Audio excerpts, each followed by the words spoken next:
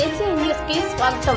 కేంద్ర ప్రభుత్వము ప్రభుత్వ రంగ బ్యాంకులను ప్రైవేటీకరణ చేసే ఆలోచనను వెంటనే విరమించుకోవాలని, లేని పక్షంలో దేశవ్యాప్తంగా ఆందోళనలు సమ్మె చేస్తామని all India bank employees association అధ్యక్షులు బిఎస్ రాంబాబు తెలిపారు. బుధవారం నెల్లూరులోని టౌన్ హాల్లో ఏసీ హాల్లో నెల్లూరు జిల్లా బ్యాంక్ ఎంప్లాయీస్ కోఆర్డినేషన్ కమిటీ ఆధ్వర్యంలో ఇటీవల జరిగిన బ్యాంక్ ఎంప్లాయీస్ అసోసియేషన్ ఎన్నికలలో all India bank employees association అధ్యక్ష కార్యదర్శులుగా ఎన్నికయ్యి బిఎస్ రాంబాబు, ఉదయ్ కుమార్లను గజమాలలు, శాలువాలతో ఘనంగా సన్మానించారు. సందర్భంగా ఆయన మాట్లాడుతూ ప్రభుత్వ రంగాల సంస్థలను కాపాడుకునేందుకు ఏఐబిఈఏ కృషి చేస్తామన్నారు. బ్యాంకులకు 5 రోజులు పని విధానాన్ని అమలు చేయాలన్నారు. ప్రభుత్వ రంగ బ్యాంకులను కార్పొరేట్ వ్యక్తులైన అదానీ అంబానీలకు కట్టబెట్టాలనే ప్రయత్నము మానుకోవాలన్నారు.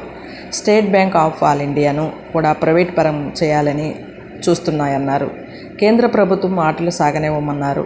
కేంద్ర ప్రభుత్వం బ్యాంకుల ప్రైవేటీకరణ కోసం పార్లమెంటులో బిల్లు ప్రవేశపెడితే దేశవ్యాప్తంగా నిరవధిగా సమ్మె చేస్తామన్నారు. దేశంలో నిమ్న వర్గాలకు, అల్ప ఆదాయ వర్గాలు రిజర్వేషన్ ద్వారా బ్యాంకు ఉద్యోగులు పొందారని, ఉద్యోగ హక్కులను కాపాడుకుంటామన్నారు. రైతుల కోసము, ఖాతాదారుల మెరుగైన సేవల కోసము కృషి చేస్తామన్నారు. ఈ కార్యక్రమంలో NDBECC president Uday Kiran Singh, secretary Mridula, APTBEF secretary Suman, Chittoor జిల్లా అధ్యక్షులు, కార్యదర్శులు విజయ్ భాస్కర్, శేఖర్, యూనియన్ నాయకులు ఆర్ ప్రసాద్, అసోసియేషన్ నాయకులు పాల్గొన్నారు.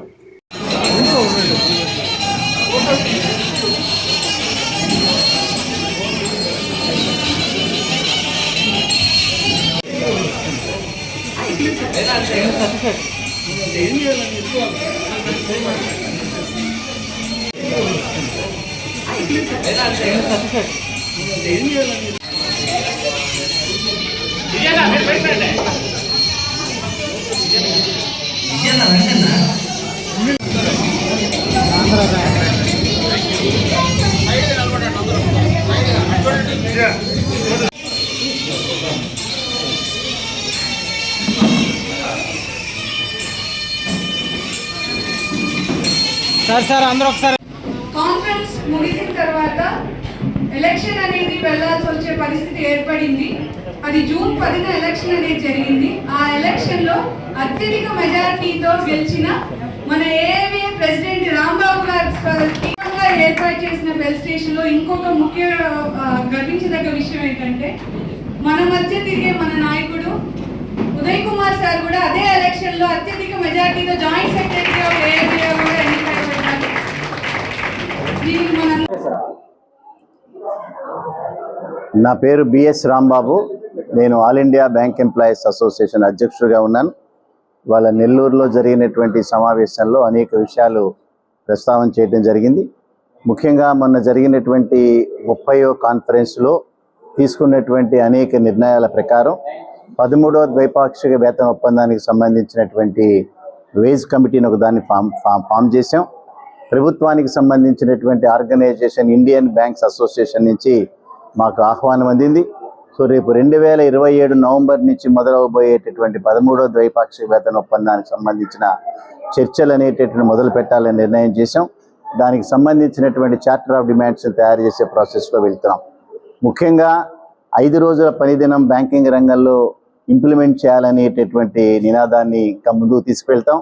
అదే రకంగా పబ్లిక్ సెక్టార్ రంగాన్ని కాపాడుకోవడానికి అన్ని రకాలైనటువంటి ప్రయత్నాలు చేస్తాం.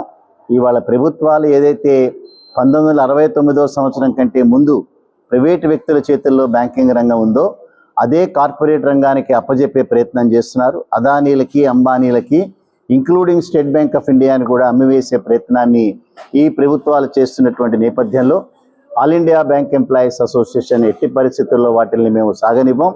పార్లమెంటులో ఏ రోజైతే ప్రభుత్వ రంగ బ్యాంకుల్ని ప్రైవేటు పరం చేసేటటువంటి బిల్లుని ప్రవేశపెడతారో ఆ రోజునే బ్యాంకింగ్ రంగంలో నిరవధిక సమ్మె జరుగుతుందని ఆల్రెడీ మేము వాళ్ళకి వర్తమానం చెప్పాం. అయినా సరే మొండి పట్టుదలతో కనుక ముందుకు వెళితే బ్యాంకింగ్ రంగంలో ఆందోళనలు తప్పవు. అందుకని దేశంలో నిమ్న వర్గాలకి, అల్ప ఆదాయ వర్గాలకి, వెనుకబడిన వర్గాలకి రిజర్వేషన్ పాలసీల ద్వారా బ్యాంకింగ్ రంగంలో ఉద్యోగాలు దొరుకుతున్నటువంటి సమయంలో వారి నుంచి బ్యాంకింగ్ రంగాన్ని దూరం చేసే ప్రయత్నాన్ని ఎట్టి పరిస్థితుల్లో all India bank employees association accept చేయదు. సో ఈ నెల్లూరు నుంచి జరిగినటువంటి ఈ సభ ద్వారా ప్రభుత్వానికి చేసేటటువంటి హెచ్చరిక ఏంటంటే, ప్రభుత్వ రంగంలో ఉన్నటువంటి బ్యాంకులను ఎట్టి పరిస్థితుల్లో ప్రైవేట్ పరం చేసే ఆలోచనల్ని విరమించుకోండి. లేని పక్షంలో తప్పనిసరిగా United forum of bank unions ఆధ్వర్యంలో 9 సంఘాలు కూడా దాదాపు 8.5 లక్షల మంది ఉద్యోగస్తులు వీటిని ఎదుర్కొంటామని చెప్తూ రాబోయే రోజుల్లో రైతుల కోసం, ఖాతాదారుల కోసం చేయాల్సినటువంటి సర్వీస్ అంతా కూడా మెరుగుపరచుకోవడానికి చేసే ప్రయత్నాలు చేస్తామని చెప్పి మీ అందరికీ కూడా తెలియజేస్తున్నాం. పేరు మృదుల. నేను Nellore district bank employees coordination committee సెక్రటరీగా ఉన్నాను.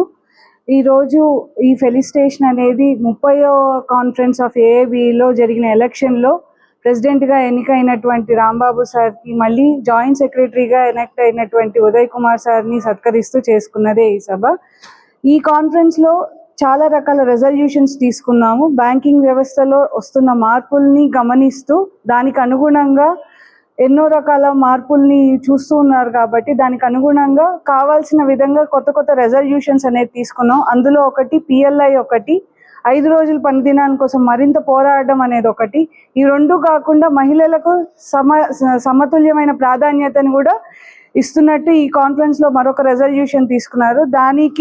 దానిలో భాగంగానే రేపు 13వ ద్వైపాక్షిక వేతన ఒప్పందానికి వేసిన సబ్ కమిటీలో ఒక మహిళా నాయకురాలని కూడా దానిలో చేర్చడం జరిగింది. ఇది ఎంతో ఆనందంగా విషయము.